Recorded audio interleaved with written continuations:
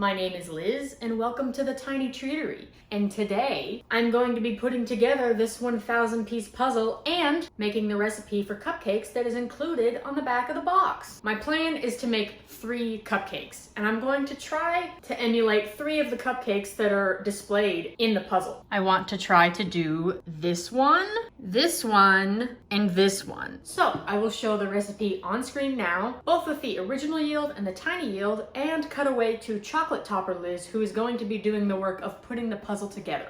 And after you speak with her, I will meet you in the kitchen. Thank you, vanilla topper Liz. And welcome viewers to the puzzle table, also known as the taste test table, but from the other side. So here is the puzzle that we are going to be making in today's video. It is a 1,000 piece puzzle, obviously comprised of a lot of cupcakes. So I'm going to be sitting at this table doing my best to finish this puzzle as quickly as possible. And I have the help of this puzzle peacekeeper, which is just a bunch of little trays that will help me organize the pieces. So it is about 2 p.m. I high-key hope that I can finish this today. But in my adult life, I think I've done like half of the puzzle. I was doing it with my roommate and then she finished it while I was not there, so I really didn't even have a major part in that. So my puzzle skills are poor. So it's probably ambitious for me to think that I can do this in a day, but that's what's gonna happen. Here are the trays. Comes with a lid for if I decide to give up in the middle of today, which I hope that I won't. And I believe that these snap together. Yes, they do. All right, I'm gonna move you to the puzzle cam view and get to work on this puzzle. So back to you, vanilla topper Liz.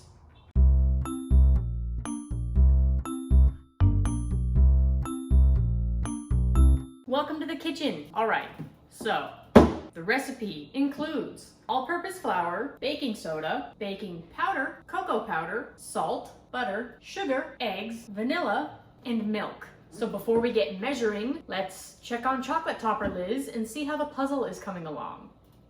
Hello. So I figured since the footage of me doing the puzzle is rather uneventful, so I thought I would do a segment called me answering questions that I received from the audience that I totally did not directly ask for. First question, of all pandemic activities, why choose baking and why mini baking? So I wanted a hobby. I didn't decide actually that I wanted a hobby until like September when we were well into pandemic zone, but I guess up until then I had been coasting by just fine sitting on the computer all day. But I wanted a hobby, and my requirements for the hobby were that it was not on the computer because all the stuff I do for school is on the computer. I wanted it to be artsy and creative, and I did not want it to be a hobby that accumulated mess. I like to keep my space very clean, and so some of the things I thought of were like, well, a lot of people will do crocheting or like knitting. I don't know what the difference is. Those seem pretty similar to me, but stuff like that. But the problem with those is that you make something and then you just have this item and it takes up space in your house. And I did not want that.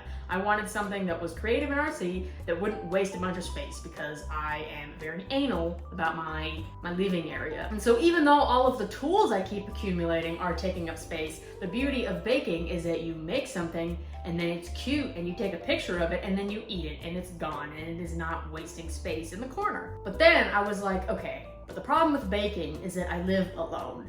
And ordinarily, when you look up a recipe, you're gonna find something that yields enough for many people, like a dozen cupcakes or a dozen cookies or a whole 8-inch cake. And that was just too much for me because not only would that mean I would be eating the same thing for days at a time, or eating way too much of it at once, which is the more likely outcome. I also wouldn't get to do it as often because let's say I make a dozen cupcakes. All right, well now I have a dozen cupcakes and then the next day I can't. I'm making chicken nuggets. Well then I have a dozen cupcakes and then the next day I can't do anything because I already have, 10 cupcakes still sitting on the counter. So I decided that I would come up with a way to reduce recipes to the size of just a serving or two so that I could bake as often as I want, and also the doing math of it all is just another component to the hobby, and the point of a hobby is to waste time. So I think adding the miniaturized aspect of it also was very compelling for that reason. Very long-winded answer, but I'm sure you were entertained watching me put the puzzle together, so if my talking was boring, at least you had that to look at. let's go back to Vanilla Topper Liz to see where she is in the process, because I don't know how these clips are gonna fit together, but they're gonna fit together somehow. Editing Liz will figure that out. Thank you. Fabulous. Okay, now, first things first, let's get measuring.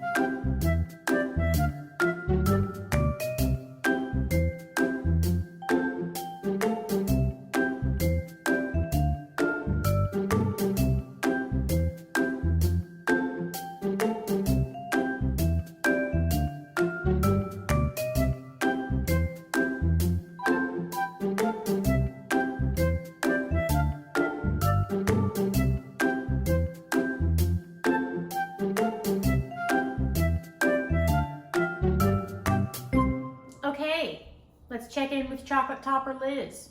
Next question, that was a sexy clap, is what is your baking/video process? At first, I was kind of floundering around trying to figure out how to film baking and also, you know, do the baking, but I got it pretty down pat now. So basically, I try to stay on a weekly-ish schedule, try to pump out content once a week. On the weekend, before I go to the store, I try to think of what it is I want to make, and then I check to see what ingredients I do not have for that project, and then I will buy them during my weekly grocery trip. And then when it comes to filming day, I will officially select the recipe that I'm going to be using, and then I will do the math before I start filming, and then I'll set my camera up for my little intro, and then I take it over to the kitchen, and then I just explain what's gonna happen, move it to the counter and film the counterpart, and then move it back on a tripod, and I just do this back and forth until it is done. So really, it's not the most organized thing. In theory, I could film all of the baking and then do all of the talking, but I prefer the alternating method where I'm filming as I go, because when there are catastrophes, it makes it easier for me to discuss them and also makes it more authentic in my opinion. And then editing, I actually don't take that long to edit my videos. I know a lot of people that are real YouTubers, which I would not consider myself to be a real YouTuber. They will edit for hours and hours and hours and hours, and I would say my editing process takes maybe 4 to 5 hours depending on the video, because I don't do a lot of like fancy effects. I pretty much just cut things up and speed things up so that they fit in with my music, and I already have like the selections of my royalty-free music that I've downloaded, so it's a pretty streamlined process in terms of editing, so that doesn't take very long. Q&A videos are hard, man. I'm glad I'm not doing this straight up nothing but Q&A video, because this is all over the place and a mess. So anyway, back to Vanilla Topper Liz. Thanks for the update. All right, everything's been measured out, so the next step obviously is making the batter. So first, preheat the oven to 350 degrees Fahrenheit, and then sift together the flour, baking powder, baking soda, cocoa, and salt. Literally not in this lifetime. I will whisk them up, but I am not sifting them. It's just not happening. Cannot be bothered.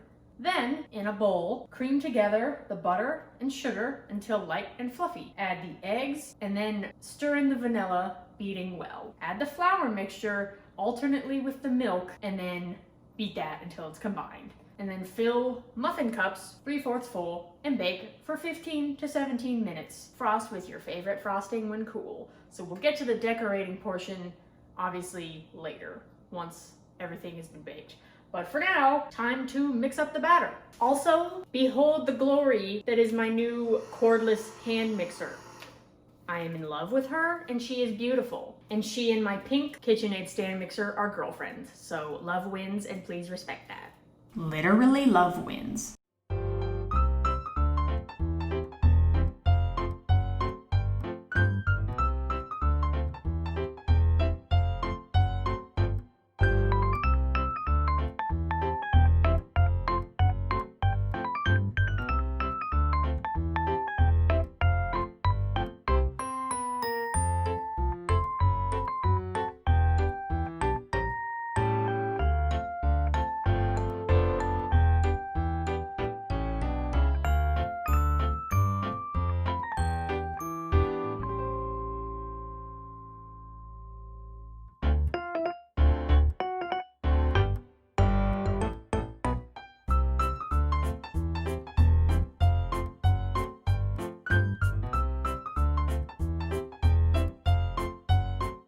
All right, so the batter is complete and the oven is preheated, so time to put them in.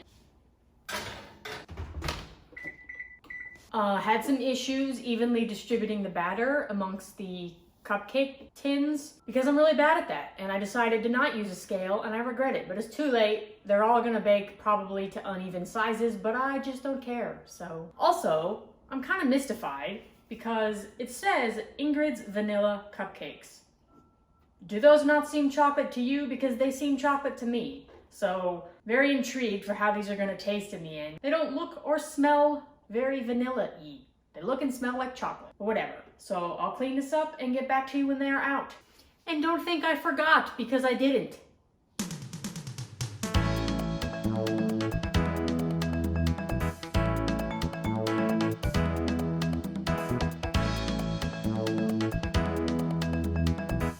Next question, where did the name Tiny Treatery come from? I do not really have an answer for this. Unfortunately, it was just divine inspiration and my own magnificence. I just really like alliteration, and I'm doing things tiny, treatery. Like a bakery, treatery, tiny treatery. It rules. There's nothing I can say other than that, man. Didn't take a long time. I didn't have to sit there and come up with a brand. It just kind of came to me out of the blue, which was really lucky and amazing. That might have been too short for a whole puzzle clip, so maybe I'll just move on to the next one, which is, who are your inspirations? I don't have any. So 2 quick questions right there. I don't. Actually, that's a lie.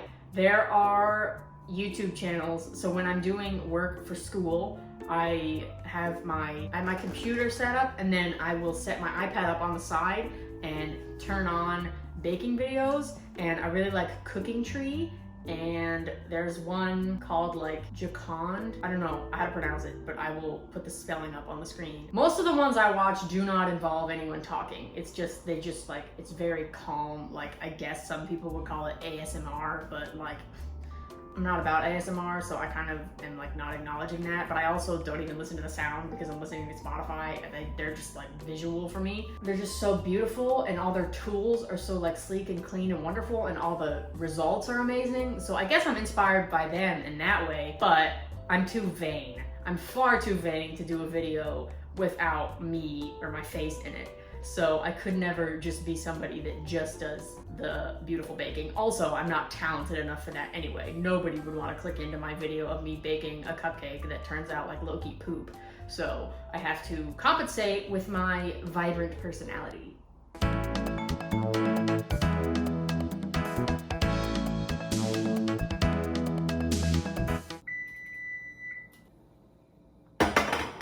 They did bake up unevenly as predicted, and they do not look vanilla, but you know, we'll get to the bottom of that when it comes to the taste test. Okay, so the cupcakes are here on a plate, waiting to be decorated, and I have all the ingredients out to make buttercream icing.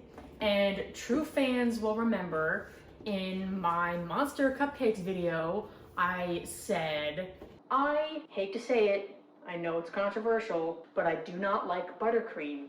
Because honestly, the butter, too much for me. It's just kind of nasty. But it turns out I'm a fool, and I was wrong about that. And the reason I did not like buttercream icing before was that when I first started my baking journey, I did not have an electric mixer of any kind, whether it be a stand or a hand mixer. And so I was trying to whip up the butter by hand, and I never could get it to be fluffy enough, I don't think. So the result always tasted way too buttery. But the other day, I actually tried making buttercream properly with a mixer, and it tasted pretty good. So I'm gonna be making real buttercream icing today, except I'll be using the Wilton formulation, which is half butter, half shortening, so that it is more stable for piping, which I think will help me achieve better decorations on these cupcakes. So for 2 of them, I'll put little pictures up. I just need to pipe the buttercream onto the cupcake.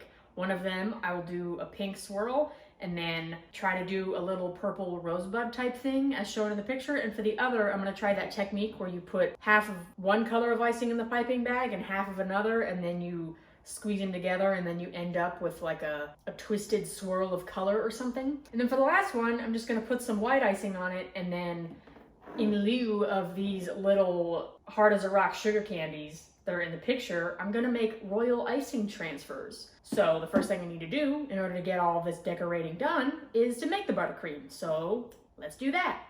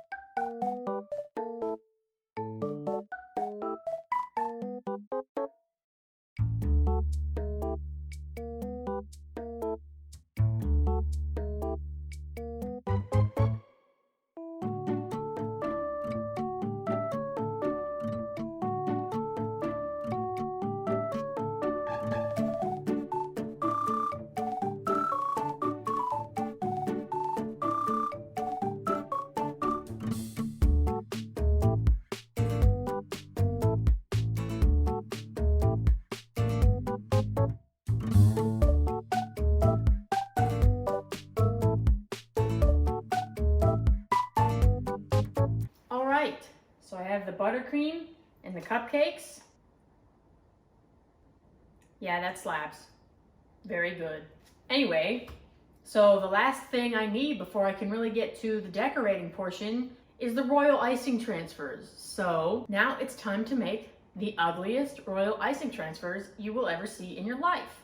And I am not saying that because I have absolutely no faith in my ability to make cute royal icing decorations, which is also true, but because I made these yesterday and I already know what they look like. But thanks to movie magic, you get to see them now. So here is that.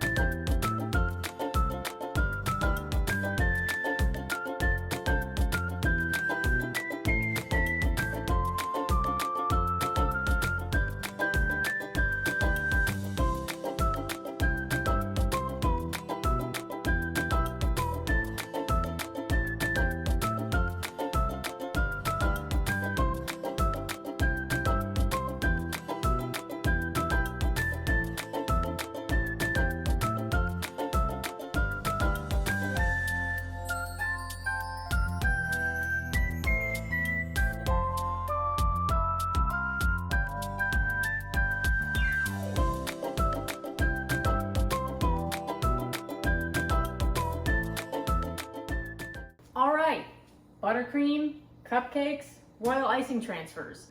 Now let's get to the decorating montage. But first, let's check in with Chocolate Topper Liz. So last question is, what has been your favorite treat you've made so far? In terms of, for the channel, the mini donuts. Those were very good, those went off. Because all I've done for the channel is the pumpkin pie, which was like, okay, the monster cupcakes, rancid, the sugar cookies, fine, the banoffee pie. I made like a big deal about that in a moment. I don't know if I was like delirious or something, but I would like never make that again. Like it was fine then, but sorry, banoffee. My aunt told me that I was pronouncing it wrong. It's banoffee, not banoffee. Anyway, regardless, I would not make that again. So, the Pop-Tart was okay. I don't know. Most of the stuff I've made for my channel has not really like sung to me very deeply or anything, except the donuts. Those were really good. In terms of off of the channel, I made some gingerbread cookies for my mom for Christmas, and I kept some for myself, and since then I have made that same gingerbread recipe like multiple times because it's so good. They're so soft. Sally's Baking Addiction, like her website really, she knows what she's doing because most of the stuff I get is from her website anyway, and it always turns out really well. Like those gingerbread cookies, amazing. Also, her red velvet cake recipe, also phenomenal. I want to make one of those for the channel, and the focus being like trying to decorate a tiny 2-layer cake, but I haven't gotten around to that yet, but I want to. So gingerbread cookies, red velvet cake are my favorite things I've made off cam. On cam, most of it kind of fell flat, Anyway, so that was all the questions I have. I assume that I have made it work out so that the puzzle is complete now. So I guess we'll look at that and then return to Vanilla Topper Liz. Thank you. All right. Home stretch, guys. Decorating montage.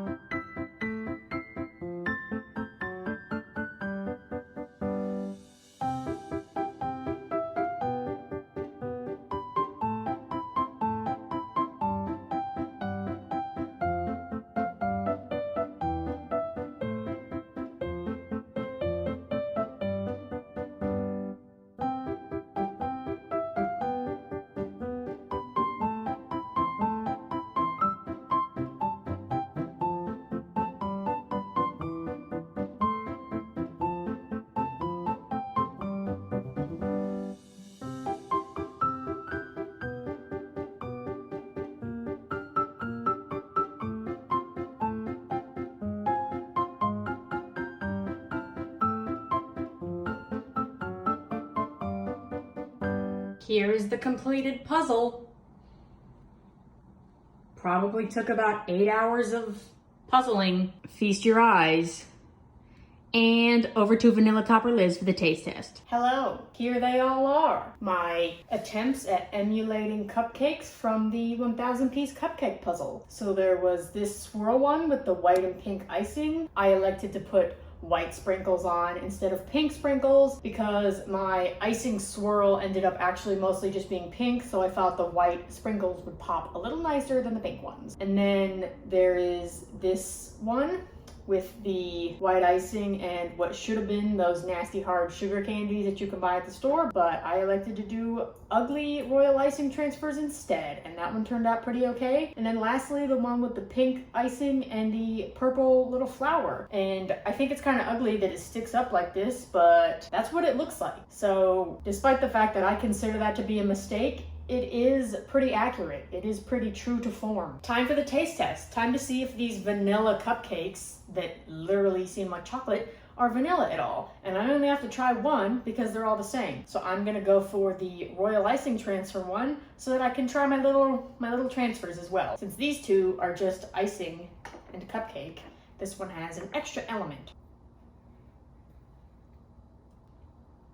Ugh, tastes like royal icing, except very concentrated and flavorless because I didn't put any flavoring in it because I didn't care to, because I knew they were just gonna be decorations. Time to try the actual cupcake.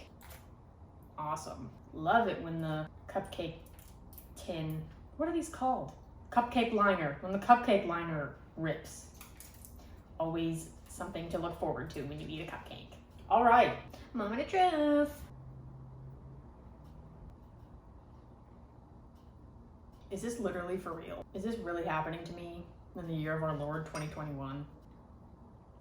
Guys, these are like kind of nasty. It's like not chocolate, but it's not vanilla. It tastes like a dried out grocery store cupcake. Is this literally happening to me?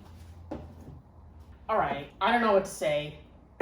I can't believe it. Cannot believe it. Did so much work, did this whole 1000-piece puzzle, made these beautiful cupcakes, and in the end, it was Ingrid's vanilla cupcake recipe per the Eurographics puzzle company that failed me, because these are like seriously not good.